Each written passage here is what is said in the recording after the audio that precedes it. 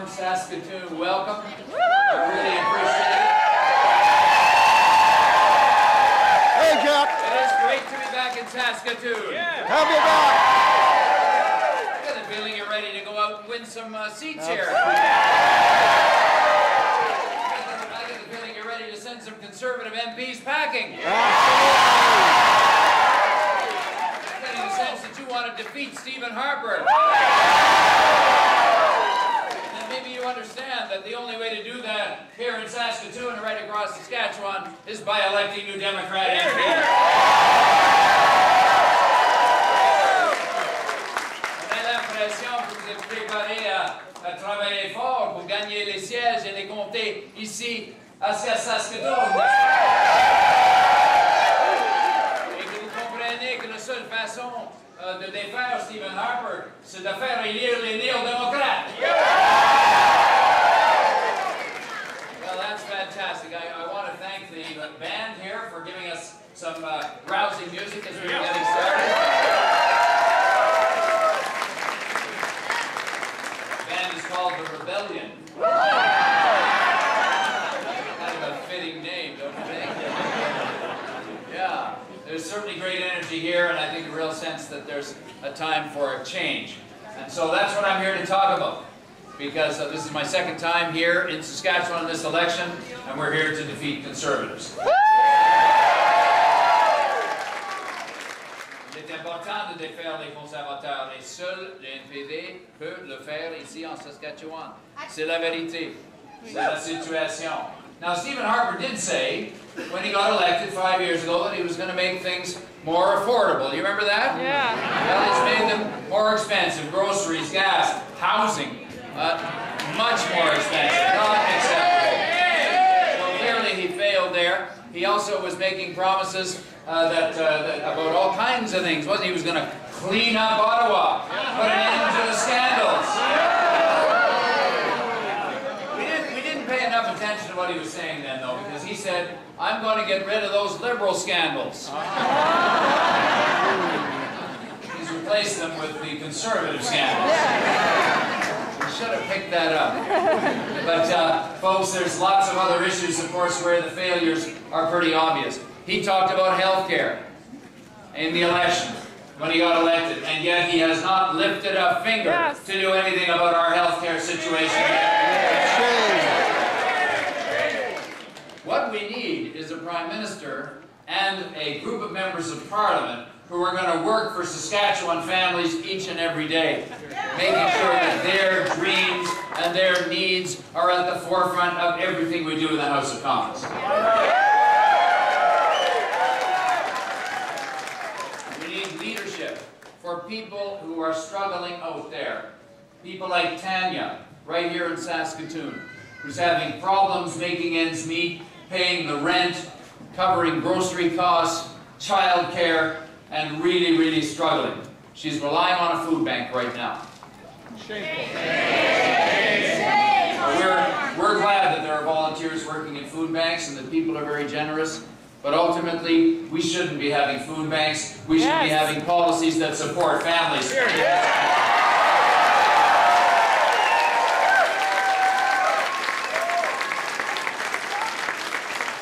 Fact is that Ottawa is broken and only New Democrats can fix it. Ottawa ne fonctionne plus et il est temps de changer les choses et seul l'NPD peut le faire.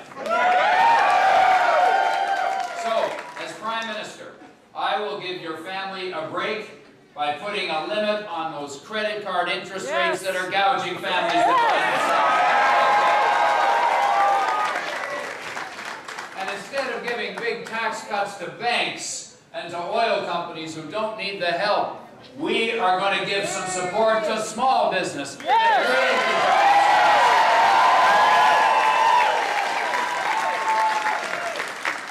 we're going to help out that sandwich generation. You know what I'm talking about? Where folks are dealing with aging parents and are concerned about their needs and their care needs, and finding the financial squeeze while at the same time having young people that you want to put through school or you need to pay for daycare, and it's just a real squeeze. I guess that's what they're talking about when they talk about the sandwich generation. We got any sandwich generation folks here? Quite a few. And then we've got many who are dependent on that sandwich. So folks, we're going to put a high priority on the needs of those families. Here in Saskatchewan, the birthplace of Medicare,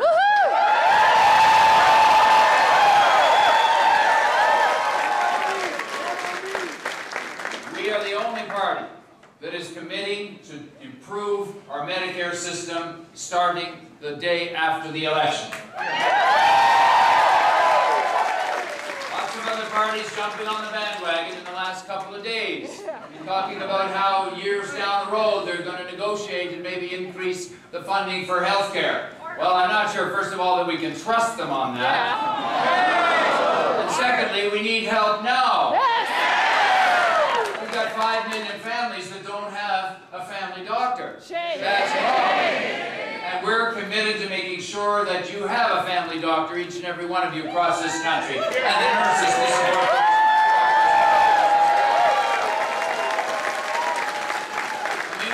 Waiting times, we've got doctor shortages, we've got Tim Hortons healthcare, where they're having to look after people in the coffee shop in a hospital as an emergency ward. I never thought I'd see that, and that's not right. So we're going to train more doctors and more nurses in the thousands as a national priority. We're also going to ensure that rural communities and remote communities get the health care that they need. First Nations get the health care that they need.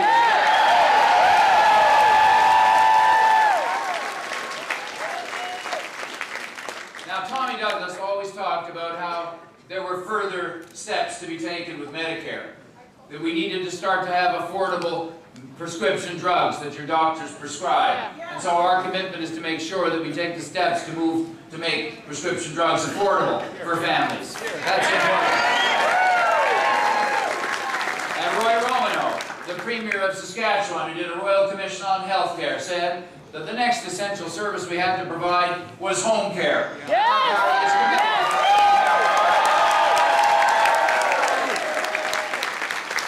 also need long-term care beds. We have an aging population.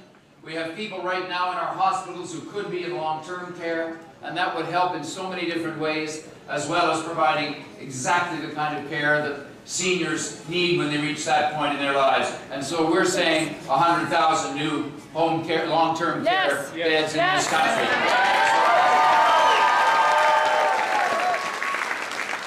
Now, to get all these things done, though, there's something standing in the way, known as the Harper Conservatives. And so the first step has to be to defeat Stephen Harper and those...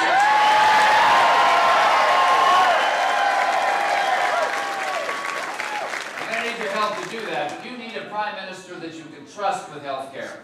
A Prime Minister that you can trust to give your family a break when your family needs it. And you can't, you trust Michael Ignatieff, unfortunately. He supported Stephen Harper in the House of Commons time and time and time again. He supported the big corporate tax cuts that he now says he opposes. And that's got to be remembered. He flip-flopped on Afghanistan. After making the commitment to bring our troops home, he supported Stephen Harper in extending that mission. They have no job plan for the creation of work in this country. It's all proof, my friends, that Ottawa is broken with these same old parties. Now, I want to comment briefly on the platforms that have been released lately. Because we saw the Conservatives, for example, release their platform yesterday. And what they don't tell Canadians is that they say they're going to cut $11 billion in government services and programs. They don't tell us what those are. Well, you can't cut $11 billion of services and programs to Canadians without hurting the quality of life of the Canadian people. That's wrong. And the Liberals, they put out a platform, but they only put the costing for the first 2 years. And then they tell us they're going to balance the budget. Well, we know what that means, that they're going to be bringing in the cuts, just like was done by the Chrétien Liberals in the mid-90s when we saw the biggest cuts to housing and healthcare and education in the history of this country. That is not the path to go down. You cannot trust the Liberals on this issue. We are going to release our platform tomorrow, and we're going to lay out all the details. And we're going to show how we can achieve balanced budgets and still protect the services and expand key services for Canadian families. That's what we're going to do, just like Tommy Douglas did as Premier here, where he had 17 balanced budgets in a row.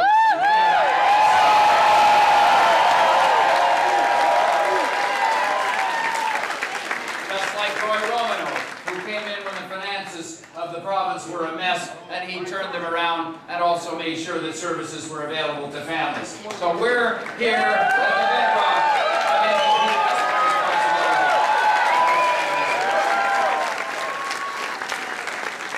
Now, when you see these kind of platforms and promises from the old parties, it just is proof that Ottawa is broken. And now we've got to go out there and fix it. So I got to ask you, can we do better than what we're getting from Ottawa right now?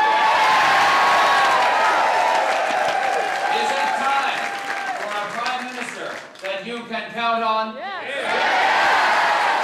Is it time for a Prime Minister who will help you and your family get ahead? And what about a Prime Minister who supports the farmers and the Canadian Wheat Board? And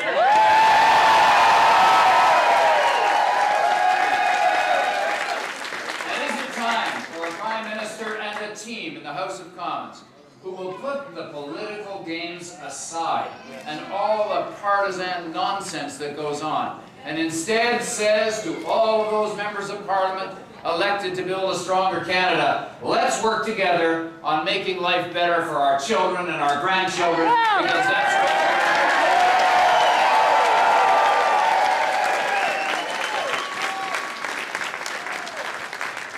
Now, my friends, we can defeat Stephen Harper.